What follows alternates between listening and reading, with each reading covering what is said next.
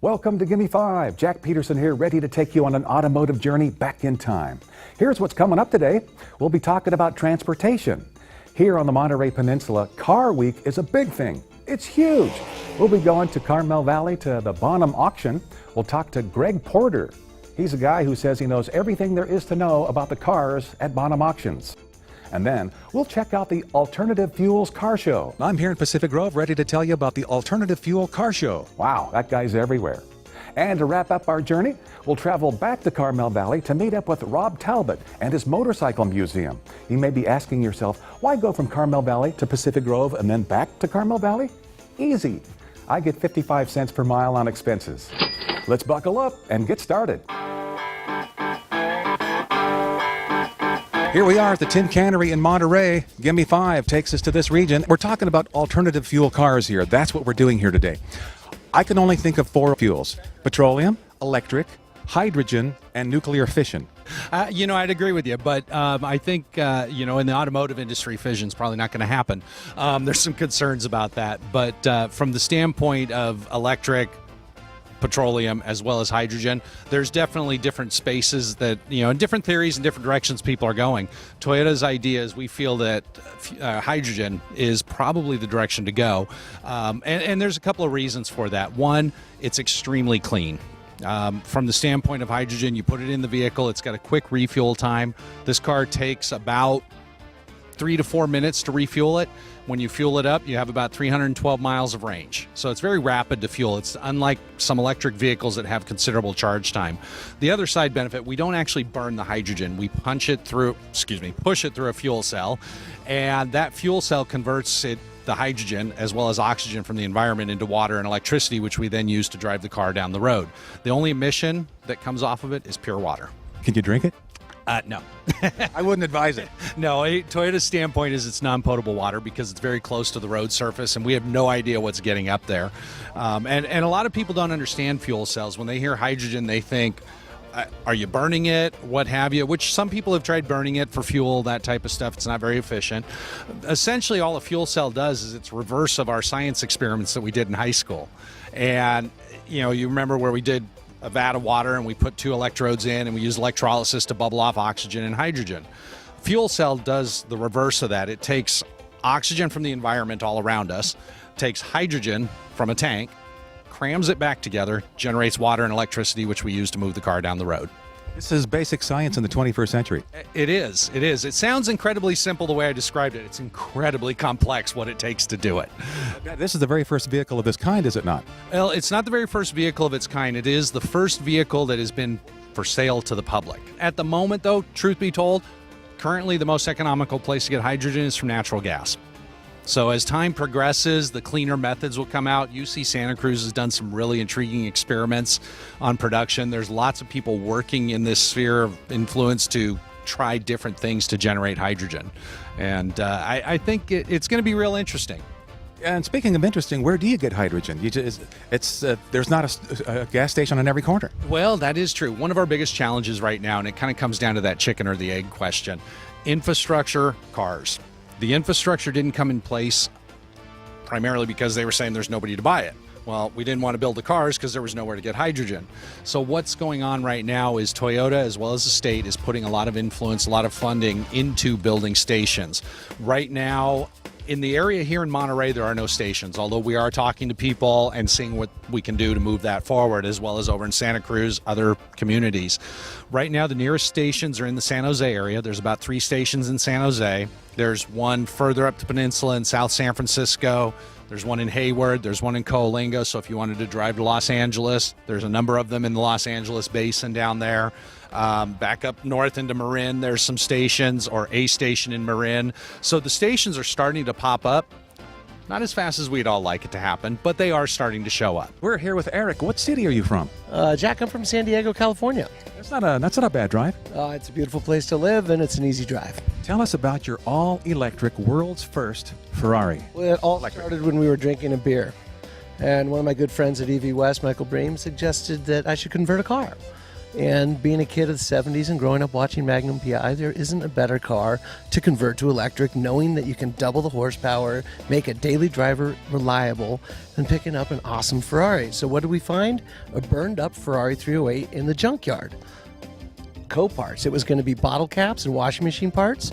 We negotiated, we bought it, we put it on a tow truck, and we hauled its burned heap up into the shop.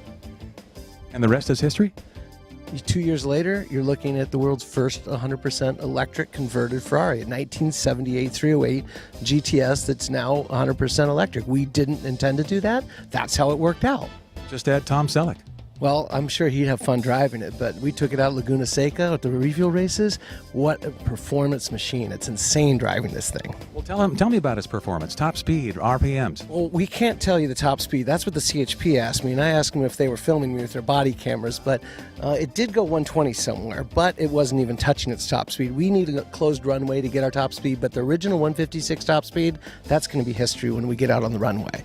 What we did is put 3 AC51 motors in this, and we built a modular battery system that can benefit from the progress in battery technology. So we have a 30 kilowatt pack now, which I drive 120 and 150 miles a day, and it has an 80 mile range. We plug and drive.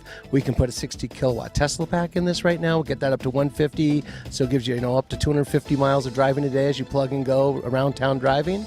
And within 2 years, it'll probably be a 300 to 400 mile car just because of the progress in battery technology, density, and weight. It's all coming down. We won't change the weight of the car. Thank you for your contribution in that. We appreciate it. Oh, we love it. It's called recycling. We're using recycled batteries. We recycled a car. We put all the car parts from this Ferrari back into the 308 community and kept a lot of Ferrari guys really happy. And they've been some of the most supportive people in the project. My question is this to you, Eric. Can anybody convert a car, their favorite car, to electric, or is it advisable just to buy an electric car from somebody else? You could go either way. Our attitude is classic cars are the way to go. If you can't smog a car anymore, like in China, you can't import a classic car because of air pollution. This car is a hard car to smog, and they're becoming more rare, but we got a burned up car. In the case of a good gas Ferrari, I wouldn't take it apart. I wouldn't take apart a new car. This car's almost 40 years old. I'm doing a Fiat 124 1980s Pininfarina Spider right now. We're putting recycled Tesla cells in it out of smart cars, coming out of the car to go recycling program, putting a dual motor system in there, and we're going to rebuild that car ground up. It's a brand new 40-year-old car that's going to have 10 years of maintenance-free life. Change the tires. Drive and have fun. Drive and smile. That's the way. I think that's the way the future's going. Yeah, we'll do a custom build on cars like this. We'll put out 3 to 5. We're just going to be small, 3 to 5 of the Fiat 124s. We're picking cool cars that are easy to get a hold of, unlike this one here. And then we're going to do like a VW Manx body and put it on a pan with a direct drive like a Tesla. It goes about 85, 130 mile range, perfect around town shopping store car. And your creativity is the limit. Well, we also charge off-grid, too. We have 2 off-grid systems that we use in San Diego, so we run it on the sun. The emissions, tire smoke. Well, let me ask you this. This was your prototype. Are you at liberty to tell its value at all?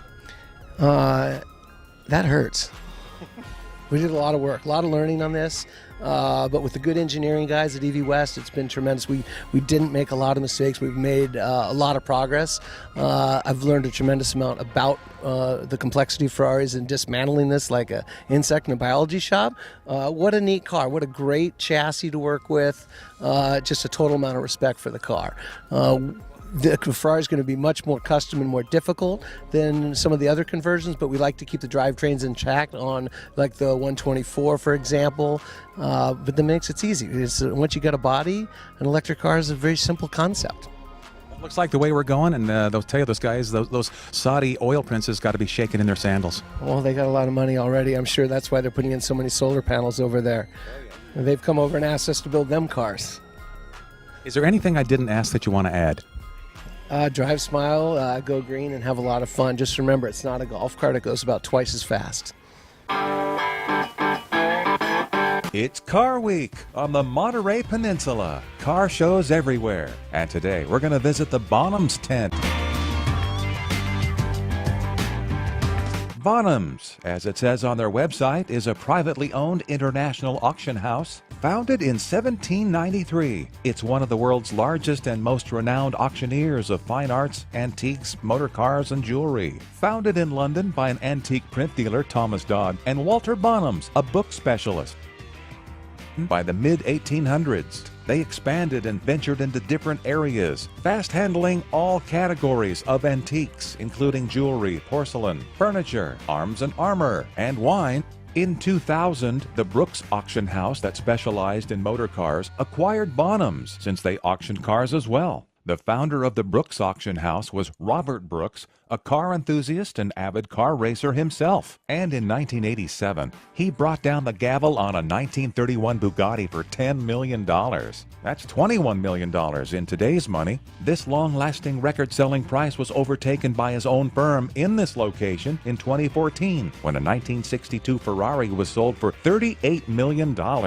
Today, operating out of its major sales rooms in London, New York, San Francisco, Hong Kong, and Los Angeles, Bonhams conducts some 400 annual sales through its 60 specialist departments. Their work and expertise plays an important role to recognize and preserve cultural values for future generations. They employ more than 800 people, and one of them is Greg Porter. He's going to be our guide today.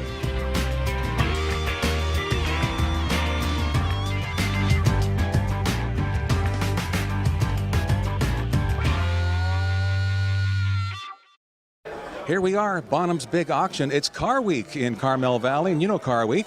We've got a professional here that knows everything. Greg Porter, you're not a local. You're from South Carolina, but you know everything there is to know about Bonham cars. I try to know everything there is to know. What's neat in this business is you learn something new every day.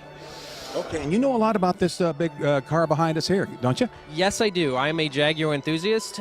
This is a very special and important Jaguar. This is one of the few lightweight GT cars that Jaguar built to challenge Ferrari in the road racing world of the 1960s. It was then owned by Briggs Cunningham, who was a prominent American who was one of the first Americans to really go to Le Mans to try and win it. So it's a very important car with very great racing history, and it's just very special. And you're telling us it's up for auction today? Yes, it is. What do you think we're looking at here in price-wise? I would say the official numbers from us are between $8 to $10 million. No kidding. Yes. Wow, I'm sorry I bumped into it. So, just kidding. So let me ask you how the auction works. Let's say this is a $10 million car and somebody buys it. How does that work for Bonhams? They obviously get a cut, but is it secret? Is it something that's well known? The public buyer's commission is 10%. Seller's commission kind of varies by deal. So that's how that works. $10 million being thrown around, everybody gets a cut. Yeah, I mean, there's a lot of effort that goes into this. There's a lot of effort that goes into the tent, and a lot of effort that we put into cataloging and everything else. And that's one of the advantages of auction. You do get a lot of exposure, and you do get a lot of dedicated work behind the sale of your motor car. Greg, let's go look at another car. Sure. Greg, we have a very popular car behind us. It's the McLaren. Tell me about it. The McLaren F1 is kind of the car of the ultimate car of the 1990s. I remember when this car came out when I was a kid. It was the fastest car ever built at the time, over 250 miles an hour. It still holds speed records today for non-supercharged and non-turbocharged vehicles. They built very few of them, and they are an incredibly special, groundbreaking automobile. And they will be significant for years to come.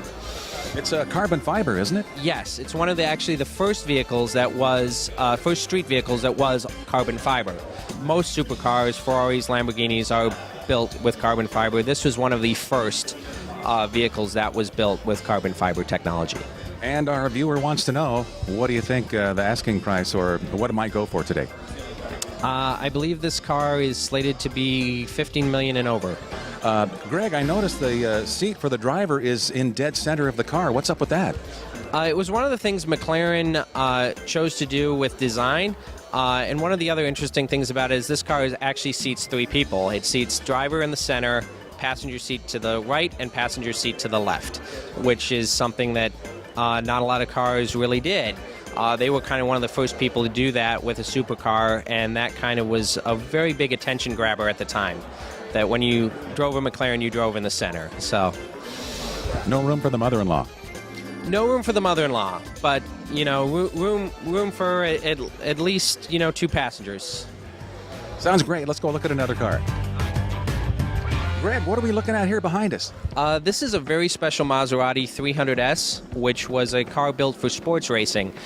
This car comes from the golden era of racing cars, where you could actually drive a car like this to the track, win the race, and drive it home. So that's kind of special. And one of the other things that's very special about it is it was driven by one of the most famous racing drivers of all time, Mr. Juan Manuel Fangio from Argentina, who pretty much dominated sports racing cars, Grand Prix cars, anything he drove, he was brilliant in. And this is one of the cars that he campaigned. What kind of top speed are we talking for a Maserati like this? This car really depends on how it's geared. I would say in a straight line, you're looking at over 100 and definitely over 130 miles an hour. And it really is depending on how brave you want to push it. That's what made Fangio special, is he was brilliant, and you can watch his videos today on YouTube and see how brilliant he was. And these older cars, they kind of lack some safety features. Yes, they do. With these cars, basically the rule of thumb was don't crash. If you did crash, there was a good chance that you were going to be very seriously injured. They're very minimalistic safety belts, no real roll cage, so it was really an era of heroes, if you want to put it that way. Let's go see another car. We have what looks like a pretty fast car behind us here. Tell us about it. Yes, it is very fast. This is a very special Lotus that was built for the Indianapolis 500. It's been raced by a lot of the legends and is one of the cars that holds the most poles at Indy. So it is, in fact, very fast and very special. And do we have any list of drivers that have been driving this one? Yes, pretty much all the greats drove this car. A man named Jim Clark, who won 3 Formula One Grand Prix, was tragically killed. He drove this car. A.J. Foyt, who is a legend in American racing, drove this car. Parnelli Jones has also been attached to it, so a lot of great racing drivers have driven this car. How about a top speed and a price? Top speed for this is kind of tricky. It depends on gearing. I believe around the Indy at that period, a fast lap was around 130 to 140 miles an hour. What do you think the auction price might go for this today? I believe it carries an estimate on of 1.9 to 2.1 million. Hey Jack, I've got to get to work, and how about you guys go take a look at all the great cars we have?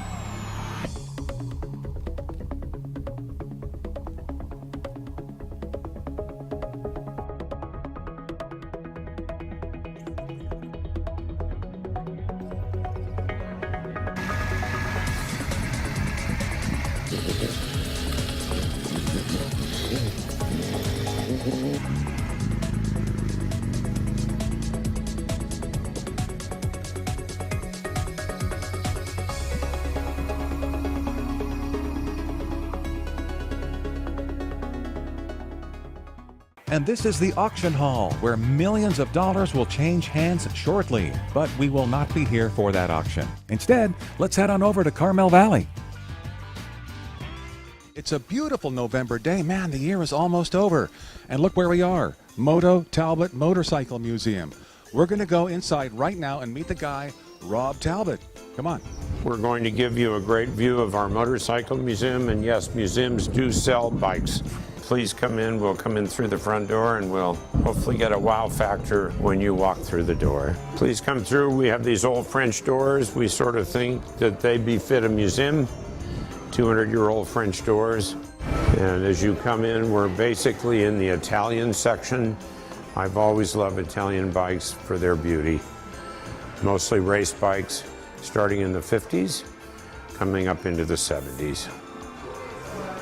As you can see, this Mondial is a 1956. It was raced back in the day with the fairings. To me, this is pure art. We love this bike.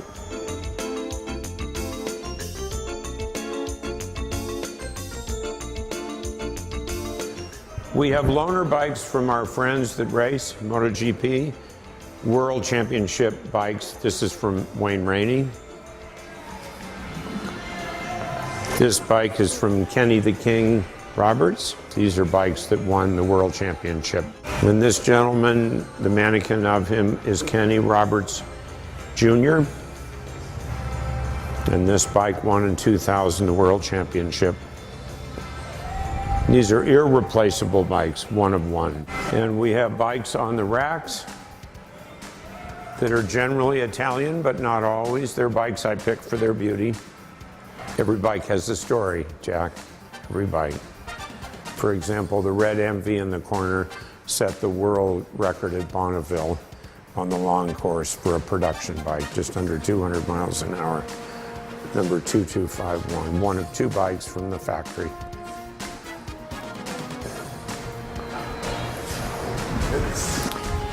And as we roll through here, we have some of the super bikes which were raced in the early 70s. They were the fastest bikes available, mostly at 750cc. They were all 150 mile an hour bikes or more. Beautiful bikes. Then of course we have BMWs. They start at 1925 and come up into the 70s. 1926. And you'll see bicycles from my old riding days. We used to sponsor the Big Sur ride, and I rode all of those rides that I sponsored. This was my race bike back in the day. We'll take you into the back room. This is our fun room. I get to have a lot of fun here. I have adventure bikes that have been around the world. The one in the corner is mine, where I've been across America 3 times. The motor is a 9-cylinder radial from a B-17 from World War II. The truck is from the 40s. It's a Diamond T. It's my favorite old truck. That's my father's uniform from the Army Air Corps, World War II. He was very familiar with the B-17. He was in the war for 4 years.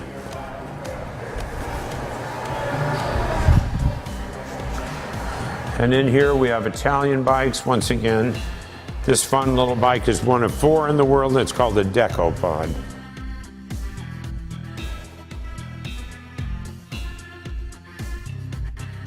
Handmade in Oregon. It's just fun. I like to have bikes that are different.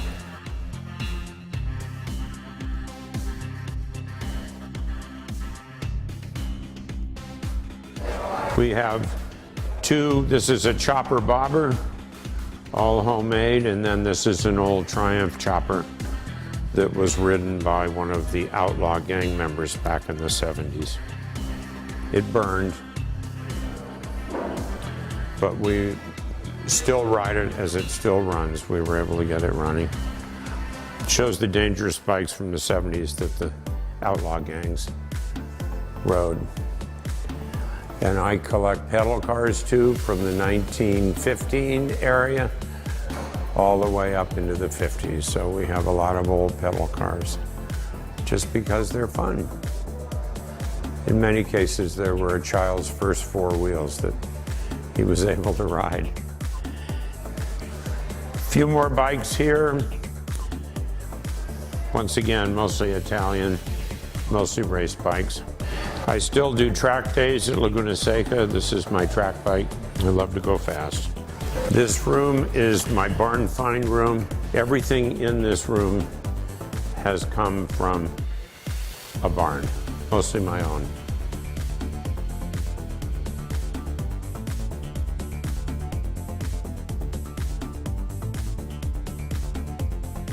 This bike raced at the Isle of Man. It's the real bike. We have all the provenance in the pictures that came with it. This was owned and campaigned by Ron Hellam. He was known as Gold Star Ron, and he was obsessed with setting an average mile per hour of 100 miles an hour on the Isle of Man mountain course. And this bike is a 1959 one-cylinder 500cc.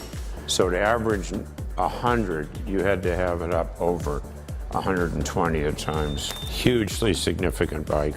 So this room is a collection of more things that I love, from toys from my childhood, soldiers, dinky toys from London. This beautiful Ducati 916, which we consider pure Italian art. And we ride all of these bikes before we park them, and this is a really fun ride. It's an extremely fast bike.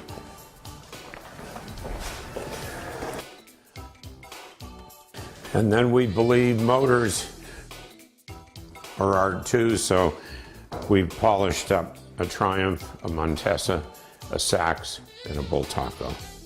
And this is sort of a secret room that nobody knows we have. From an unrestored MV Agusta from 1955 to the same bike restored. We do all our own restorations here. And I've left that as an example of what we start with. Now, the dirt bikes start from 1964. These are the bikes that I rode back in the day in the 60s. And 5 of these bikes are bikes that I raced, so I'm very fond of these old motocross bikes. And they cover English, German, Japanese, German, more Japanese. These are my race bikes in here. Spain, Bull Taco, Sweden, the Husqvarna that was ridden and raced by Steve McQueen. The CZ with that beautiful motor was made in Czechoslovakia.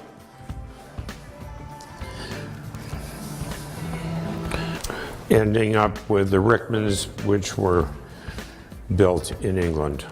Well, now that you've seen what we display, not only motorcycles over 170 from 1911 up into recent race bikes, but we have so much that would interest people, from bicycles to toys to basically anything and everything I've collected, the stuff I love. And we'd love to have you come. We're open and enjoy, as I do every day. We're open from Thursday to Sunday from 11 o'clock to 5 o'clock. And we have docents here that know more than I, and they tell great stories. Everything in this museum has a story. You can find us on the web at mototalbott.com. So please come down. And this place is built on passion. And when you walk in the door, I think you'll understand.